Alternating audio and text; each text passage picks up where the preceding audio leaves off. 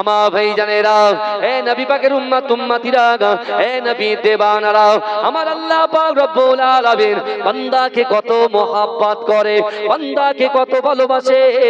হে যুবকেরা, আল্লাহ পাক রব্বুল আলামিন বান্দাকে বলছে, ও বান্দা শোনো শোনো, তোমার বাড়িতে একটা 1.5 বছরের বাচ্চা আছে। ওই 1.5 বছরের বাচ্চাটা সবেমাত্র হামাগুড়ি দিতে শিখেছে, কিন্তু না না না, তোমার ঘরের সামনে উঠানের উপরে ওই 1.5 বছরের বাচ্চাটা হামাগুড়ি দিচ্ছে, কিন্তু না না না, তোমার ওই উঠানের সামনে বড় একটা পুকুর আছে, কিন্তু আপনি মা হিসাবে, বাপ হিসাবে ওই সন্তানের দিকে কিন্তু তাকিয়ে থাকেন। আপনার নজরটা আপনার সন্তানের দিক থেকে অন্য দিকে যায় না। কেন যায় না? আপনার সন্তান বোঝে না, জানে না, সবে মাত্র সে হামাগুড়ি দিতে শিখেছে। আপনার নজরটা যদি অন্য দিকে চলে যায়, আপনার সন্তানটা পুকুরে পড়ে যেতে পারে, তার শরীরের ক্ষতি হতে পারে, এমনকি ইন্তেকাল হয়ে যেতে পারে। ও যুবকেরা, আমার আল্লাহ পাক রব্বুল আলামিন আমাদেরকে দুটো করে হাত দিয়েছে, পা দিয়েছে, জবান দিয়েছে, ইজ্জত দিয়েছে, সম্মান দিয়েছে। এ যুবকেরা, আল্লাহর কোরআন বলছে, বান্দা না না না, আমি আল্লাহ তোমাকে কত মোহাব্বত করি, আমি আল্লাহ তোমাদেরকে কত ভালোবাসি। ও আমার বান্দারে, আমি আল্লাহ কোরআন পাকের মধ্যে জানিয়ে দিলাম, ফাইনামা তুআল্লু ফাসাম্মা ওয়াজহুল্লাহ। আমার আল্লাহ বলে, বান্দা তোমরা যখন ডান দিকে তাকাও, ওই ডান দিকে আমি আল্লাহ আছি। তোমরা যখন বাঁ দিকে তাকাও, ওই বাঁ দিকে আমি আল্লাহ আছি। ও বান্দা, তোমরা যখন সামনে তাকাও, সামনেও আমি আল্লাহ আছি। ও বান্দা, তোমরা যখন পিছনে তাকাও, পিছনেও আমি আল্লাহ আছি। জোরে বলুন না সুবহানাল্লাহ। জোরে বলা যাবে না? নারে তাকবীর, নারে তাকবীর। ভালো করে বোঝার চেষ্টা করেন। আজকে আমি আপনি আমরা যখনই আমাদের শরীরে রোগ ঢোকে, যখনই আমরা কোনো ভয় পাই, তখনই আমরা আল্লাহ আল্লাহ বলে চিৎকার করি। আর যখন রোগ নিরাময় হয়ে যায়, রোগটা যখন চলে যায়, এবং তৎসহ বিশেষ করে যে ব্যবসার জন্য আল্লাহর কাছে বারবার আপনি আল্লাহর কাছে দুহাত তুলে বলেছেন, আল্লাহ ব্যবসায় বরকত দিন, ব্যবসায় বরকত দিন। আল্লাহ যেই ব্যবসা বরকত দিয়ে আরেকটা ব্যবসা পুনরায় খুলিয়ে দেয়, তখন আমরা আল্লাহকে ভুলে যাই, আল্লাহকে ভুলে যাই। কিন্তু আমার ভাইরা, আজকে আমাদের অনেক পরীক্ষা চলছে, প্রথম থেকেই বলছি, বহু পরীক্ষা চলছে। আপনি দেখতে পাচ্ছেন না, গণতান্ত্রিক দেশ ভারতবর্ষ, আজকে রাতারাতি দেখেন, আমার উদ্দেশ্য কোন পার্টিকে ছোট করা নয়। ভারত হচ্ছে গণতান্ত্রিক দেশ, বুঝতে পারছেন না? আপনি যাকে ইচ্ছা ভোট দেন, কোনো আপত্তি নেই, এটা আপনার ব্যক্তিগত ব্যাপার। কিন্তু বারবার যখনই আমরা লক্ষ্য করি, বারবার একটা কমকে কোন ঠাসা করার জন্য, সেই প্রথম থেকে আজ পর্যন্ত কোন ঠাসা করার জন্য, আপনি দেখুন রাতারাতি বিল পাস করে দিল। কি বিল? যা আমাদের বাপ দাদা 14 গোষ্ঠী যারা অক্লান্ত পরিশ্রম করে ব্যবসা করে, ভোরবেলা উঠে খড়িবাড়ি মৎস্য বাজারে গিয়ে অক্লান্ত পরিশ্রম করে ব্যবসা বাণিজ্য করে, সারাদিন মাঠে খেটে ব্যবসা বাণিজ্য করে নিজের কামকে জড়িয়ে তিল তিল করে অর্থ জমিয়ে আজকে ফি সাবিলিল্লাহ তাওয়াক্কালতু আলাল্লাহ, আল্লাহর রাস্তায় যারা দান করেছে, আজকে কোন আমাদের বাপ দাদা 14 পুরুষরা তারা কি করেছে? কোন টাকা মাদ্রাসায় দান করেছে, মসজিদে দান করেছে, কবরস্থানে দান করেছে, আমার ভাইজানেরা কোন বড় বড় প্রতিষ্ঠানে দান করেছে। আর আজকে বর্তমান আমাদের বিশেষ করে আমাদের প্রধানমন্ত্রী, যাকে আমরা খুব রেসপেক্ট করি, সম্মান করি, কারণ তার চেয়ারের তো দাম আছে না নাই, কথা বলেন। ভারতের প্রধানমন্ত্রী মানে কি, তার একটা রেসপেক্ট সম্মান আছে, আমরা তো অবশ্যই সম্মান দিই।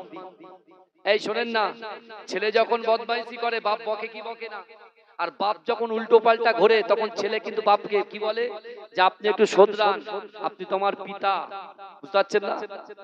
ঠিক তদ্রুপ ভাবে আমরা আমাদের প্রধানমন্ত্রীকে স্যালুট করি, সম্মান করি, তার চেয়ারকে মর্যাদা দিই, কিন্তু এইভাবে রাতারাতি হঠাৎ করে আপনি বিল পাস করিয়ে নিচ্ছেন মুসলমানদের কবরস্থান, মুসলমানদের মাদ্রাসা, মুসলমানদের ঈদগাহ মসজিদকে তিল তিল করে আজকে আপনি নিজের মতো করে সাইড করছেন।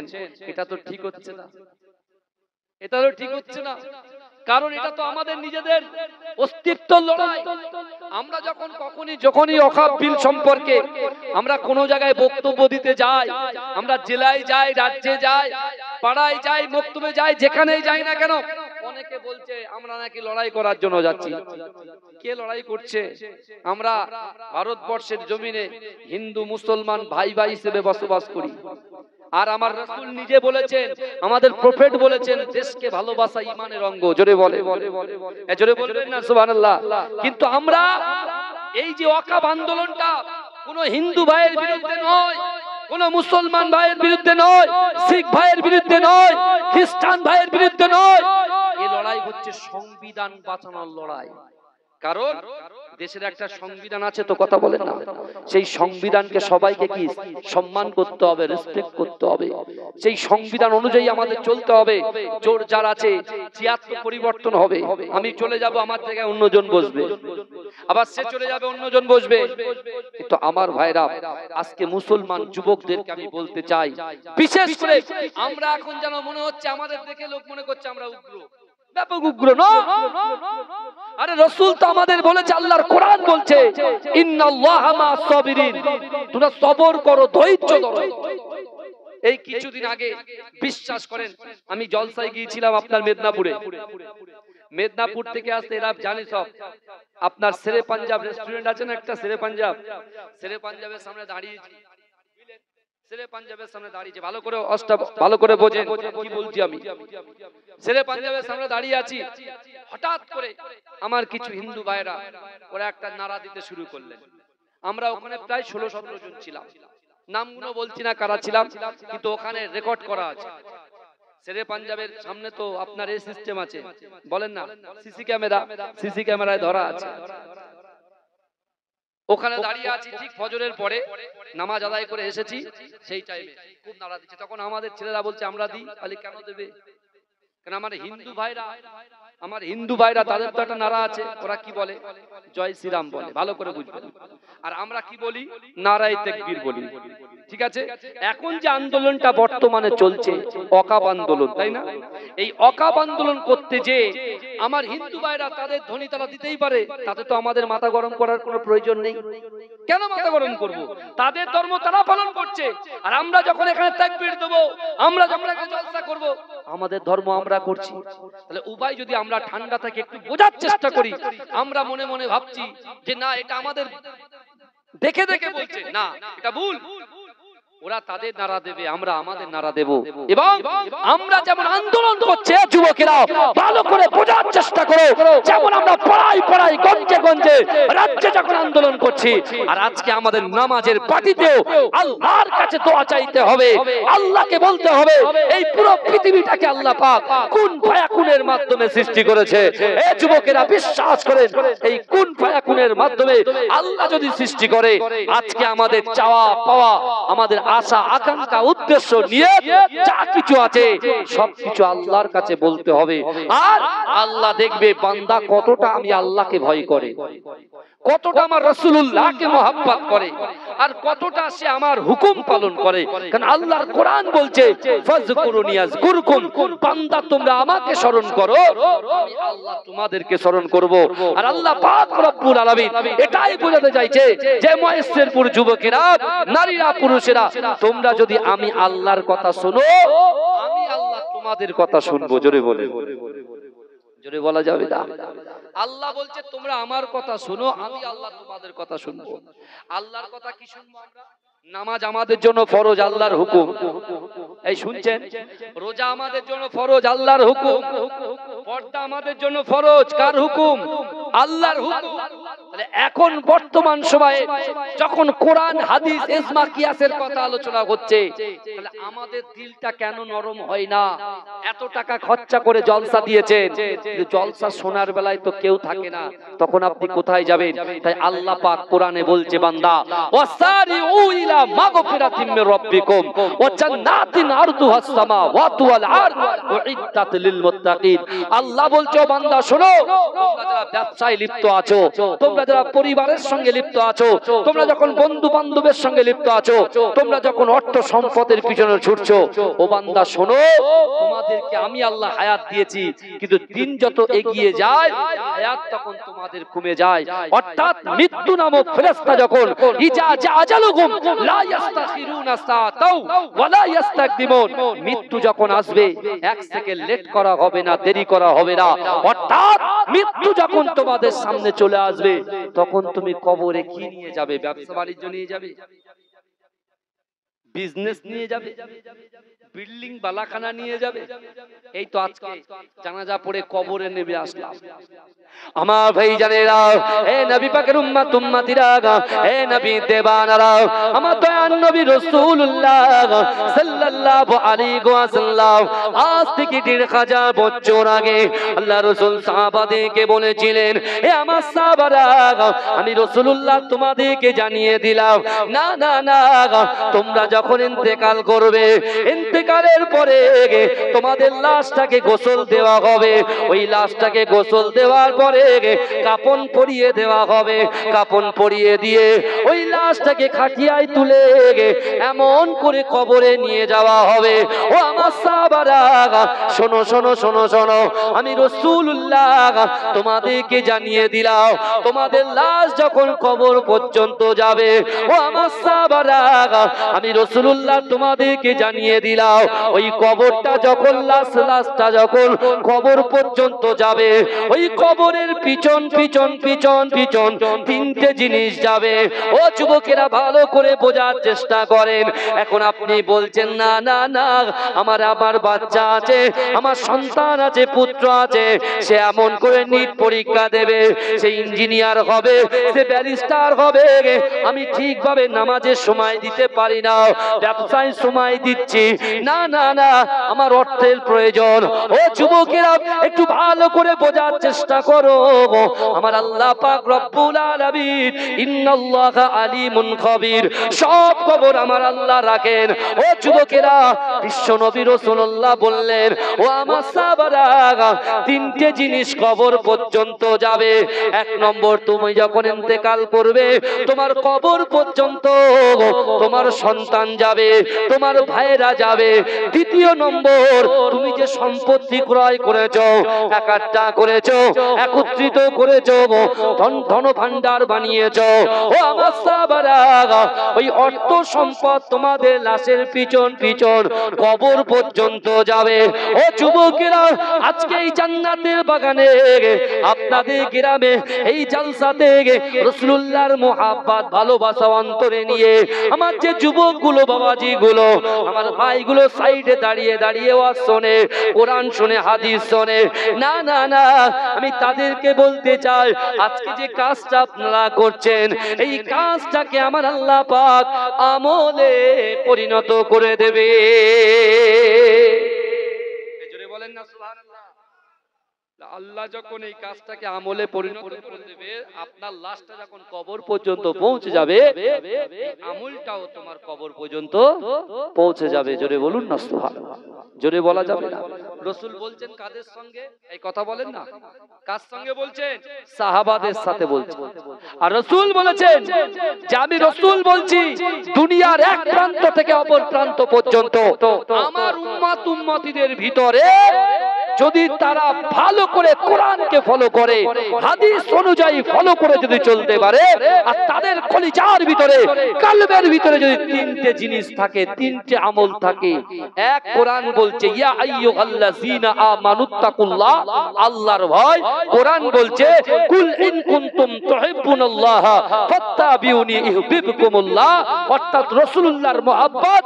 কোরআন বলছে আকিমুস সালাত, নামাজ নামাজ নামাজ, অর্থাৎ দৈনন্দিন 5 ওয়াক্ত মসজিদের মেম্বার থেকে আসসালাতু খায়রুম মিনান নাওম, ঘুম থেকে নামাজ উত্তম, হাইয়া আলাস সালাহ হাইয়া আলাল ফালাহ, এই ডাকে যারা সাড়া দিয়েছে আমি আল্লাহ পাক ওহুম লা ইফতারুন, তাদেরকে পরীক্ষা করব, আর ওই পরীক্ষায় যদি আমার বান্দা বান্দি উত্তীর্ণ হয়ে যায় আমি আল্লাহ পাক তার অসম্ভবকে সম্ভব করে দেব। এই জন্য বলবেন কত রকম সমস্যা আছে বলুন তো? পারিবারিক সমস্যা, অর্থনৈতিক সমস্যা আছে না নাই? শারীরিক সমস্যা আছে না নাই? সাংসারিক সমস্যা আছে না নাই? সবকিছু আছে। এই সকল সমস্যাগুলো আমরা সমাধান করবেন না? আপনি চিন্তা করবেন না? কথা বলেন। কিন্তু এই সমাধান করতে যে আপনার যে আল্লাহ হায়াত দিচ্ছেন 70 বছর, 60 বছর, 40 বছর, এই হায়াতটাকে ফুরিয়ে ফেলছি, অর্থাৎ আখিরাত অর্থাৎ বারজাখি লাইফ, যে খাদ্যের দরকার। আমরা আমাদের বাড়িটাকে এসি, আমাদের বাড়িটাকে সুন্দর আপনার নানান রকম আসবাবপত্র দিয়ে ঘিরে রেখেছি, সাজিয়ে রেখেছি, শোপিস করে রেখেছি, সুন্দর সুন্দর জিনিসগুলোকে সাজিয়ে রেখেছি, কিন্তু আসল ঘর তো কবর। এই কথা বলেন না? আসল ঘর তো কবর। তাহলে ওই কবরটা আপনি সাজাবেন না? কবরটা কি দিয়ে সাজাবেন? এই তো আজকে জলসা করছে, 2 ঘন্টা টোটো করে এই মিনি মার্কেটে ঘুরে চলে গেলাম, হয়ে গেল। এর নাম তো জলসা নয়। যারা বাইরের গ্রাম থেকে এসেছে অন্তত পক্ষে 10টা মিনিট সেখানে বসতে পারে। কথা বলেন না? 10টা মিনিট তো বসতে পারে। আপনি তো চাইছেন কি? আপনার অর্থের দরকার, আমি জানি। এখানে আমরা যারা আছি, যারা আছেন, সকলের কিন্তু অর্থের প্রয়োজন, সকলের কিন্তু সবকিছুর প্রয়োজন। আর সেই প্রয়োজন মেটানোর মালিক কে? এ কথা বলে আল্লাহ। আল্লাহর কোরআন এবং হাদিসের কথা এখানে আলোচনা হচ্ছে, কিন্তু আমাদের মন বসছে না, আমাদের মন টেনে নিচ্ছে কোথায়? শয়তানের ডরায় আমাদের মনটাকে টেনে নিয়ে যাচ্ছে। কিন্তু আল্লাহ আমাদেরকে এত ভালোবেসেছে, আল্লাহ 4টে কসম খেয়েছে। এই বান্দার জন্য আল্লাহ কসম খাইছে। এই কসম মানুষ কেন খায়? এই কথা বলেন না? বিশ্বাসটাকে এস্টাবলিশ করার জন্য কসম খায়। বুঝতে পারছেন না? মানুষ কসম কেন খায়? যাতে বিশ্বাসটা আপনার বাড়ে। আল্লাহ পাক বান্দার জন্য কসম খেলেন। কি কসম খাচ্ছেন দেখেন। আল্লাহ কোরআনে বলছেন ওয়াত্তিন ওয়াযাইতুন ওয়া তুর সিনিন ওয়া হাযাল বালাদিল আমিন। এ যুবক ভালো করে শোনো, কোরআন তো মানতে হবে। কোরআন যদি আপনি না মানেন আপনি তো কাফের হয়ে যাবেন, মুশরিক হয়ে যাবেন। আল্লাহ তার বান্দাকে এতটাই ভালোবাসে, এতটাই মহব্বত করে। এ যুবক বিশ্বাস করো, তোমার অন্তরের ভিতরে, তোমার কলিজার ভিতরে, তোমার কলবের ভিতরে কিঞ্চিত পরিমাণে অহংকার, অহমিকা, বিদ্বেষ আর ছোট মানসিকতা যদি থাকে, বিশ্বাস করো তোমার একটা ইবাদত কিন্তু আল্লাহর দরবারে পৌঁছাবে। আমরা মনে করছি নামাজ পড়েছি, রোজা রেখেছি, হজ করেছি, যাকাত দিয়েছি, ফিতরা দিয়েছি, কপালে কালো দাগ হয়ে গেছে নামাজ পড়ে পড়ে। আমি ঠিক বেরিয়ে যাব। কোথায় বেরিয়ে যাবে? না আখিরাতে বেরিয়ে যাব। কি করে বেরোবে তুমি? বলে কেন? আমি নামাজ পড়েছি, তো রোজা রেখেছি, হজ করেছি, যাকাত দিয়েছি, লক্ষ লক্ষ টাকা আমি দান করে দিয়েছি, আমি আমার ইবাদতের পাওয়ারে যাব। আল্লাহ বলছে তাই নাকি? তুই তোর ইবাদতের পাওয়ারে যাবি? হ্যাঁ হ্যাঁ। আজকে এখানে বসে এই নিয়ত করতে হবে আল্লাহর করুণা অর্জন করতে হবে। আল্লাহর করুণা ছাড়া আমরা কেউ জান্নাতে যেতে পারবো না। ভালো করে বোঝে। বনি ইসরাইলের জামানায় আল্লাহ পাক এক যুবককে জিজ্ঞাসা করছে, তুমি বলো তুমি আমার করুণায় জান্নাতে যেতে চাও না তুমি তোমার আমলে জান্নাতে যেতে চাও? বলো তাড়াতাড়ি। আল্লাহ কত দয়ালু দেখো। আল্লাহ অপশন আমাদেরকে দিচ্ছে, আমাদেরকে অপশন দিচ্ছেন, আল্লাহ বান্দাকে অপশন দিচ্ছেন। ভালো করে যে বান্দাকে আল্লাহ কত সুন্দরভাবে তৈরি করেছেন। আল্লাহ সূরা 3 এ বলছেন আল্লাহ পাক ডুমুরের শপথ খেলেন, বুঝলেন?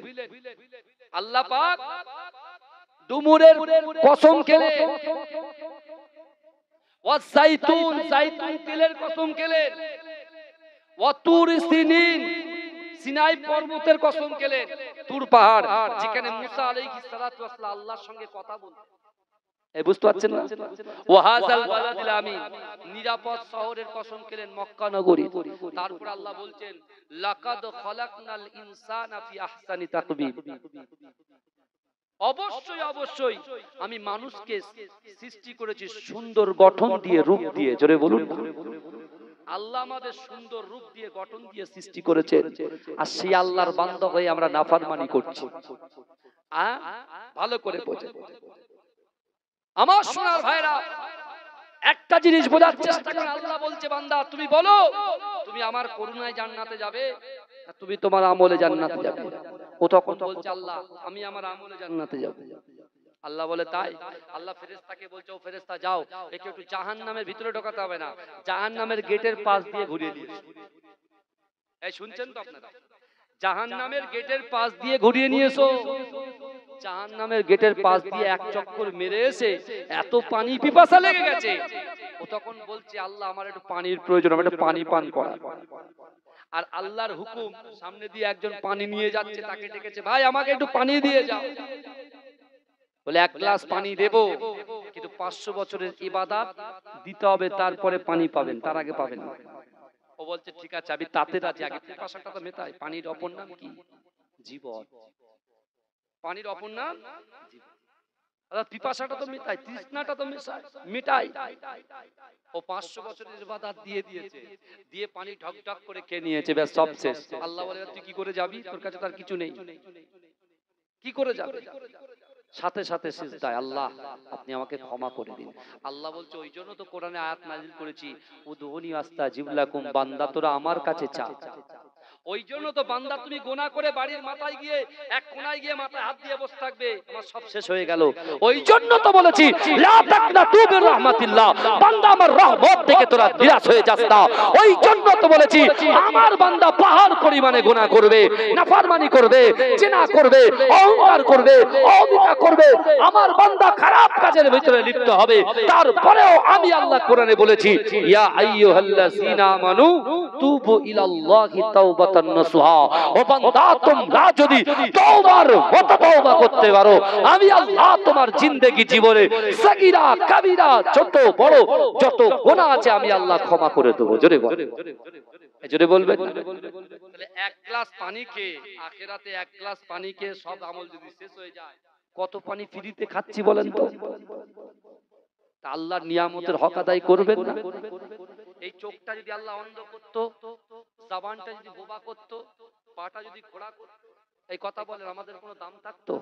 কথা বলেন। আল্লাহ আপনাকে সুন্দর গঠন দিয়ে, ওই জন্য বলছেন, লাকাদ খালাকনাল ইনসানা ফি আহসানি তাকবীম। আমি আল্লাহ অবশ্যই অবশ্যই মানুষ তো জাতিকে অপরূপ সুন্দরী গঠন দিয়ে আমি আল্লাহ পাঠিয়েছি। জোরে বলুন না সুবহানাল্লাহ। জোরে বলবেন না। সেই আল্লাহ বলছে, বান্দা তোমরা যা চাওয়ার আছে আমি আল্লাহর কাছে চাও। কোন যুবক যদি মনে করে যে আমি 700 টাকা ইনকাম করি, আমি 500 টাকা ইনকাম করি, আমি ঠিকঠাক ভাবে রাখতে পারছি না, তাহলে আমি বলবো আপনার চলাচলের গালাত আছে, চলাচল ঠিক হচ্ছে না, যার কারণে আপনার রুজিতে বরকত হচ্ছে না। তাহলে আপনার যদি রুজিতে বরকত চান, তাহলে আপনার মনটা ঠিক করতে হবে, চলা ফেরা ওঠা বসা গুলোকে ঠিক করতে হবে। রাসূলুল্লাহ বলছেন, কবরে যেতে হবে, সাহাবাদেরকে বলবেন, কবরে যখন যাবেন, আপনার লাশ যখন আপনার কবরের সামনে দাঁড়িয়ে যাবে, তিনটে জিনিস যাবে। প্রথমে কি বললাম মনে আছে? এক নাম্বার বললাম আপনার সন্তান যাবে, সে সন্তানের জন্য সারা দিন স্কুলে গিয়ে বসে আছেন, পাশে মসজিদ আজান হচ্ছে, সন্তানের স্কুলে নেওয়ার জন্য দাঁড়িয়ে আছেন, কিন্তু নামাজ আল্লাহর হুকুম, ওটাকে সাইড করে দিলেন, সন্তানের প্রাধান্য দিয়ে দিলেন। ভালো করে বুঝবেন। ব্যবসায় আপনি দোকান খুলে বসে আছেন, প্রচুর খরিদ্দার, এত পরিমাণে খরিদ্দার এসে গেছে, চাপ বিশাল, আজান হচ্ছে, নামাজকে সাইড করে দিলাম, খরিদ্দার সামলাচ্ছি, যদি কিছু বলা হয় বলো হুজুর কি করব, ব্যাপক চাপ, ব্যাপক চাপ। আচ্ছা ঠিক আছে, ওটা গেল। আমার ভাইরা প্যারিস পুট্টির কাজে গিয়েছে, সেখানে গিয়ে হাফ প্যান্ট পরে আছে, ও কি করে রোজা, কি করে নামাজ হবে? ও বলছে হুজুর কি করে হবে, ঠিকঠাক ভাবে গন্ডগোল হয়ে গেছে, শরীর নাপাক হয়ে গেছে। ভালো করে বুঝে নাও। তারপরে নানান রকম অজুহাত অজুহাত অজুহাত অজুহাত, এক্সকিউজ এক্সকিউজ আর এক্সকিউজ। আল্লাহ বলছে, ও বান্দা আমি কিন্তু তোমার দুটো হাত, দুটো চোখ, দুটো পা, তোমার যৌবন দিয়ে আমি আল্লাহ কিন্তু পরীক্ষা করব। কারণ একজন মুমিন বান্দার আল্লাহ 5টা বিষয়ে পরীক্ষা করবে। কটা? এই কথা বলেন কটা? পাঁচটা বিষয়ে পরীক্ষা করবে। ভালো করে বোঝেন বাবাজি, এটা কোরআনের কথা বলছি, আমি কোনো ইতিহাস ভৌত বিজ্ঞানের কথা বলছি না, কোরআনের পবিত্র কোরআনের কথা বলছি। একজন মুমিন ব্যক্তি যদি সে যুবক হয়, নারী হয়, যেই হয় না কেন, পাঁচটা বিষয়ে পরীক্ষা করবে। এক, আল্লাহ ভয় দিয়ে বান্দাকে পরীক্ষা করবে যে ওকে আমি আল্লাহ সৃষ্টি করেছি, ও ভয় করে কাকে। দুই, আল্লাহ আপনার রোগ দিয়ে পরীক্ষা করবে যে বান্দা কাকে ডাকে, মানুষকে ডাকে না আল্লাহকে ডাকে রোগ নিরাময়ের জন্য। এই শুনছেন তো, আল্লাহ আপনার ব্যবসা ব্যাপক বরকত দেবে, বিশাল ব্যবসা আপনার, ওই ব্যবসাটাকে আল্লাহ ক্ষতি করে দেবে, আল্লাহ ব্যবসাটাকে হ্রাস করে দেবে, খাটো করে দেবে। আল্লাহ দেখবে যে এতদিন ব্যবসা ভালো দিলাম, তার চলা ফেরা ওঠা বসা ছিল একরকম, তার গুণকীর্তন ছিল একরকম, আর এখন যখন আমি আল্লাহ ওর ব্যবসাটাকে হ্রাস করে দিই, আমি দেখবো বান্দা কি বলে। আল্লাহ যৌবন দিয়ে পরীক্ষা করবে, ভালো করে বোঝে। কিন্তু আমার ভাই জানেরা, হে নবী পাকের উম্মত উম্মতিরা, হে নবী দেওয়ানরা, বিশ্ব নবী রাসূলুল্লাহ সাল্লাল্লাহু আলাইহি ওয়াসাল্লাম সাহাবাদেরকে বলতে লেগেছে, ও আমার সাহাবারা, আমি রাসূলুল্লাহ তোমাদেরকে জানিয়ে দিলাম, মিনহা খলাকনাকুম ওয়া ফিহা নুঈদুকুম ওয়া মিনহা নুখরিজুকুম তারাতান উখরা বলে তিন মুঠো মাটি যখন তোমার বুকে চাপিয়ে দেওয়া হবে, ও যুবকেরা মায়েরা একটু ভালো করে বোঝার চেষ্টা করেন। না না না, তোমার যখন কবরে লাশটা রাখা হয়ে যাবে, ওই লাশের বুকের উপরে যখন মাটি দেওয়া হয়ে যাবে, ও যুবকেরা, সর্বপ্রথমে যে সন্তানের জন্য তুমি নামাজ পড়তে পারলে না, কোরআন তেলাওয়াত করতে পারলে না, এমন করে শরিয়াত আদায় করতে পারলে না, ও যুবকেরা, ওই সন্তান তোমাকে কবরে একা রেখে বাড়িতে চলে আসবে। যে সম্পত্তির জন্য তুমি সারাদিন মাঠ থেকে বাড়ি আসো না, নামাজের সঙ্গে যুক্ত হও না, কোরআন তিলাওয়াত করো না, ও যুবকেরা ভাইরা, ওই সম্পত্তি তোমার বাড়িতে তোমার সন্তানের পিছন পিছন চলে আসবে। কিন্তু ও যুবকেরা, ও নবী পাকের উম্মত উম্মতিরা, না না না, ওই কবরে থেকে আপনার সন্তান চলে আসবে, আপনার সম্পত্তি চলে আসবে। কিন্তু আজকে যারা এই জান্নাতে বাগানের ভিতরে বসে আছেন, আজকে যারা জান্নাতের বাগানে বসে বসে ওয়ায়ুসাব্বিহুনাকা ওয়ায়ুহাম্মিদুনাকা ওয়ায়ুকাব্বিরুনাকা, যারা সুবহানাল্লাহ বলছে, আলহামদুলিল্লাহ বলছে, আল্লাহু আকবার বলে তাকবীর দিচ্ছে, যারা কোরআন তেলাওয়াত শুনছে, যারা এমন করে মেহমানদারি করছে, আল্লাহর রাসূলের সুন্নাতটাকে যারা আদায় করছে, ও যুবকেরা, এই কাজগুলোকে আমার আল্লাহ পাক আমলে পরিণত করে দেবে। কিন্তু যুবকেরা, তোমার সন্তান যখন কোনো কাজে আসলো না, তোমার সম্পত্তি যখন কোনো কাজে আসলো না, তোমার এই আমলটুকু আমার আল্লাহ পাক ওই কবরের ভিতরে তোমার সাপোর্টের জন্য পাঠিয়ে দেবে। বলুন না সুবহানাল্লাহ, জোরে বলা যাবে না, নারে তাকবীর। তাহলে এই আখিরাত এবং কবরের সফলতা অর্জন করতে গেলে আমাদের রাসূলকে মহব্বত করতে হবে, মেহমানদারি করতে হবে, এমন করে মানুষের সঙ্গে সদ্ব্যবহার করতে হবে, অন্য অন্য ধর্মকে রেসপেক্ট করতে হবে, সম্মান দিতে হবে। বিশ্বনবী রাসূল সাল্লাল্লাহু আলাইহি ওয়াসাল্লাম আমাদেরকে শিক্ষা দিয়ে গেছে, তুমি যখন রাস্তা দিয়ে হাঁটবে, রাস্তায় যদি কোনো বড় পাথর পড়ে থাকে, অর্থাৎ তোমার কাছে গাড়ি আছে, লাইট আছে, তুমি দেখতে পাচ্ছ পাথর আছে, তোমার পিছনে যে ভাইটা আসছে সে সাইকেলে আসবে বা পায়ে হেঁটে আসবে, তার কাছে বাইক থাকবে না, তার কাছে কোনো লাইট থাকবে না, যদি তুমি ওটাকে না সরিয়ে দাও, তোমার পিছনের ভাই সে যে ধর্মের হোক না কেন, তার ক্ষতি হতে পারে কি পারে না, ক্ষতি হতে পারে। তাই তুমি কি করো, গাড়ি থামাও, গাড়ি থামাও, ওই বিপজ্জনক জিনিসটাকে রাস্তা থেকে সরিয়ে দাও। তুমি যদি সরিয়ে দাও, কিয়ামতের মাঠে আল্লাহ তোমার বিপদকেও সরিয়ে দেবে। জোরে বলেন, জোরে বলবেন। আল্লাহর কোরআন বলছে, ওয়াম্মাস সাইলা ফালা তানহার, আল্লাহর কোরআন বলছে, ওয়াম্মাস সাইলা ফালা তানহার, যদি কোনো মানুষ কোনো মানুষের কাছে হাত পাতে, যে কোনো সমস্যায় পড়ে, আজকে আমরা ভারতবর্ষের নাগরিক, আমরা ভারতবর্ষের মুসলমান, এ যুবকেরা বিশ্বাস করে, আজকে ভারতবর্ষের যদি অন্য অন্য কান্ট্রিরা ক্ষতি করতে আসে, আমরা কি চুরি পরে বসে থাকবো নাকি? এই কথা বলেন না। অন্য কান্ট্রি, অন্য দেশরা যখন ভারতের দিকে আর চোখে তাকাবে, আপনি একজন ইমানদার হিসাবে আপনি চুরি পরে বসে থাকতে পারবে না, ঘরের ভিতরে কোণে বসতে পারবে না, যে যা হচ্ছে হোক। না, আল্লাহর কাছে ধরা খেতে হবে। আর যদি আপনি আল্লাহর কাছে দোয়া চান, আল্লাহ সব কান্ট্রির ঊর্ধ্বে আমার ভারতবর্ষকে আপনি জয়ী করে দিন, আল্লাহ বলবে না, আমার বান্দা ঠিক জায়গায় আছে, অর্থাৎ ওর জীবনের গুনাহ আমি আল্লাহ ক্ষমা করে দেবো। জোরে বলুন না সুবহানাল্লাহ। জোরে বলবেন না। দেশের জন্য জান দেব, দেশের জন্য ঈমান দেব না, কিন্তু দেশের জন্য জান সব দেব। কিন্তু এই দেশের জন্য আমাদের সব সময় আল্লাহর কাছে দোয়া করতে হবে। বুঝতে পারছেন না? কারণ আপনি দেখতেই পাচ্ছেন সোশ্যাল মিডিয়া, আমি বলতে চাইছি না সব কথা সব জায়গায় খোলাখুলি ভাবে আলোচনা করা যায় না, কিন্তু আমাদের অন্তরের ভিতরে ভাই রাসূলুল্লাহর মহব্বত তৈরি করতে হবে, আল্লাহর ভয় খাউফে ইলাহি তৈরি করতে হবে। অনেক রকম পরীক্ষা চলবে, সেই পরীক্ষায় আপনাকে উত্তীর্ণ হতে হবে। যদি আপনি উত্তীর্ণ হয়ে যান, আল্লাহ আপনার অসম্ভবকে সম্ভব করবে। আল্লাহর রাসূল সাল্লাল্লাহু আলাইহি ওয়াসাল্লামের একজন সাহাবা, যার নাম হচ্ছে হযরত জাবের রাদিয়াল্লাহু তাআলা আনহু, মদিনা থেকে তার বাড়ি 2.5 কিলোমিটার দূর। তার বাড়ি জরা জীর্ণ শীর্ণ একটা বাড়ি। তার বাড়িতে আছে তার স্ত্রী, তার বাড়িতে আছে 2টো পুত্র। বুঝতে পেরেছেন? এই 4 জনের বসবাস। কিন্তু জাবেরের কলিজার ভিতরে রাসূলুল্লাহর মহব্বত ছিল, কারণ রাসূল বলেছেন, লা ইউমিনু আহাদুকুম হাত্তা আকুনা আহাব্বা ইলাইহি মি ওয়ালিদিহি ওয়া ওয়ালাদিহি ওয়ান নাসি আজমাইন। রাসূল বলছে, তোমরা ততক্ষণ পর্যন্ত পূর্ণ ঈমানদার হতে পারবে না যতক্ষণ তোমাদের পিতা মাতা সন্তান সন্ততি আত্মীয় পরিজন ব্যবসা বাণিজ্য সকলের থেকে বেশি আমি রাসূলকে মহব্বত করতে হবে। জোরে বলুন। এই কারা কারা রাসূলুল্লাহকে ভালোবাসেন একটু হাত তোলেন তো, হাত তোলেন, তাকবীর দেন তো, নারে তাকবীর। আরে জোরে দেন না, নারে তাকবীর। রাসূলুল্লাহকে ভালোবাসেন তো? গলার ভয়েস কিন্তু আরো বাড়াতে হবে, বুঝলেন? যত রাত হবে তত লোক বাড়বে, আমি জানি। বুঝতে পেরেছেন? যত রাত হবে লোক আসবে, মাশাআল্লাহ। বিরিয়ানির হাঁড়ি তো গুনে তো কাউন্টিং করে শেষ করতে পারছি না। কোয়াড়ি বিরিয়ানি হচ্ছে ভাই? হ্যাঁ, 25 হাঁড়ি। 25 হাঁড়ির লোকে তো আমাদের তো 1 হাঁড়ি করে ভাগে পড়ে যাবে মোটামুটি।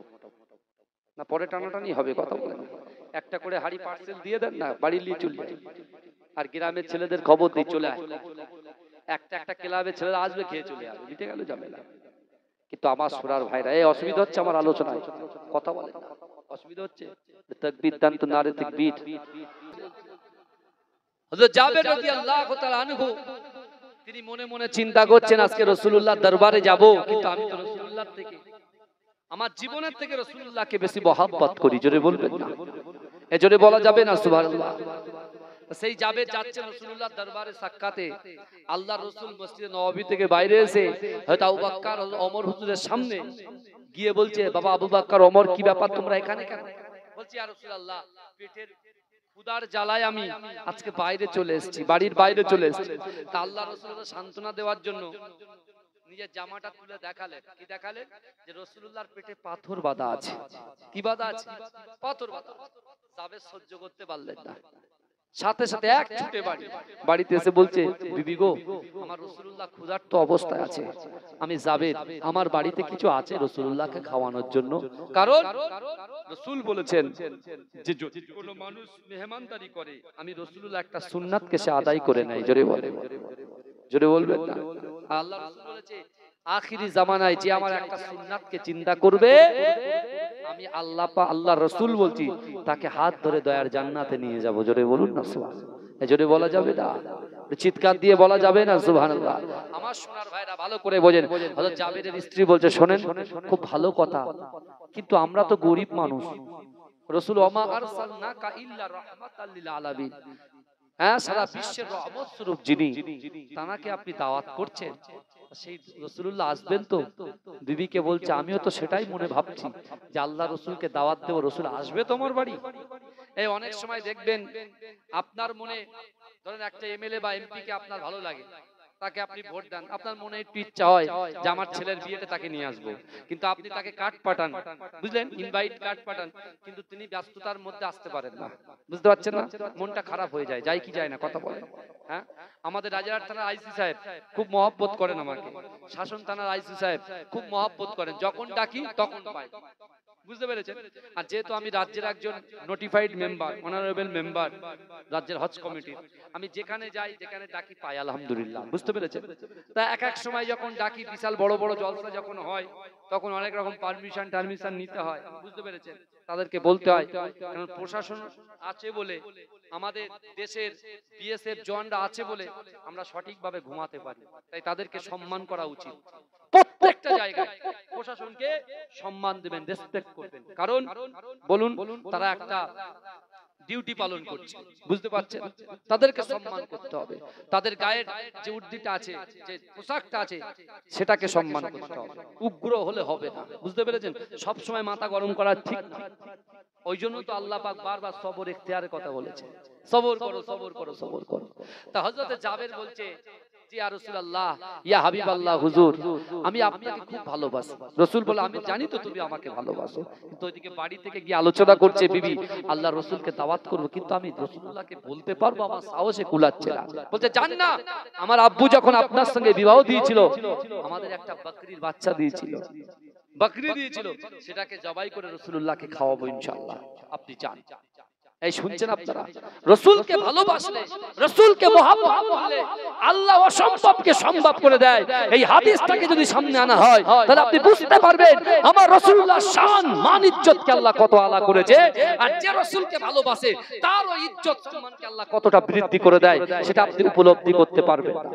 এই হাদিসটাকে নিয়ে অনেকে কেউ জয়ীফ বলেছে, কেউ নানান রকম কথা বলেছে, কিন্তু আমার একটা কিতাব হাতে এসেছে, সেই কিতাবটা পড়ার পরেই থেকেই কিন্তু আমি কথাটা এই 2-3 দিন হচ্ছে আমি আবার প্রচার করছি, বলছি ভালো করে বোঝেন।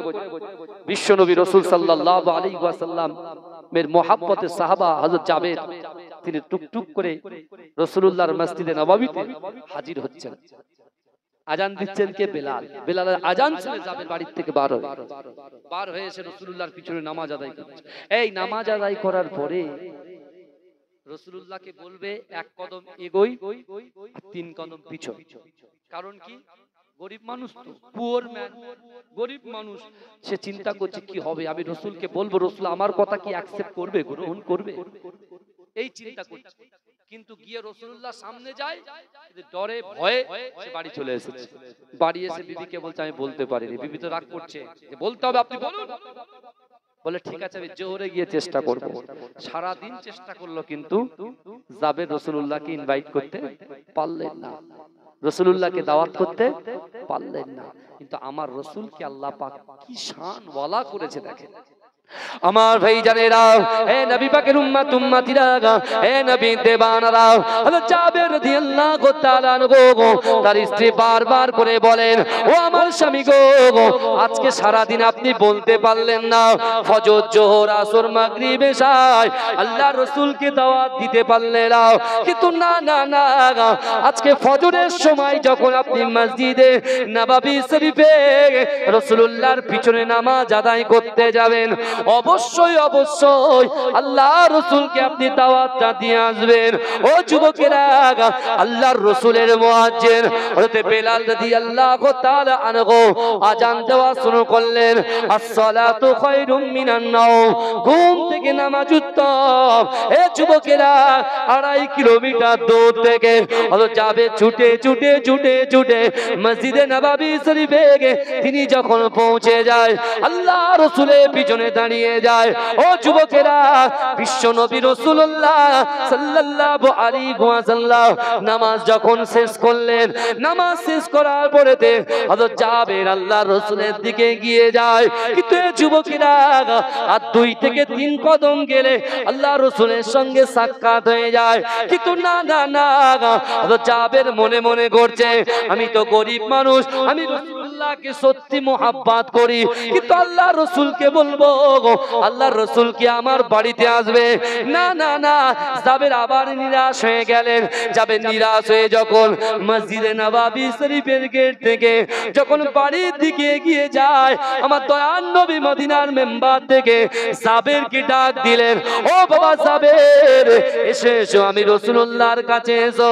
রাসূলুল্লাহর কথা শুনে জাবের যখন হাজির হয়ে গেলেন, আল্লাহ রসুল বললেন, ও জাবের শোনো শোনো, যাও যাও যাও, গতকাল দাওয়াত তো করতে পারলে না, আমি রাসূলুল্লাহ আগামীকাল তোমার বাড়িতে দাওয়াত খেতে হাজির হয়ে যাব। নারে তাকবীর, মাশাআল্লাহ, নারে তাকবীর। জোরে দেন ভাই, একটু জোরে দেন, জোরে দেন। মাসলাকে মুজাদ্দিদ জামান, মাশাআল্লাহ, আমাদের প্রাণ প্রিয়, আমরা ছোটবেলায় যার ওয়াজ খুব শুনতাম, বুঝতে পেরেছি, সে আমাদের প্রিয় মহব্বতের মানুষ।